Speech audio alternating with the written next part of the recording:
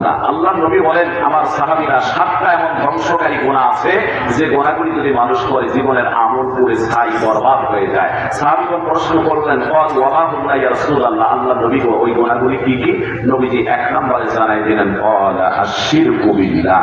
আমার ভাইরা প্রথম নাম্বার গুনাহর কথা আল্লাহ নবী বললেন তোমরা শিরক করো না। যদি শিরক করো জীবনের সব আমল পুরো ছাই হয়ে যাবে।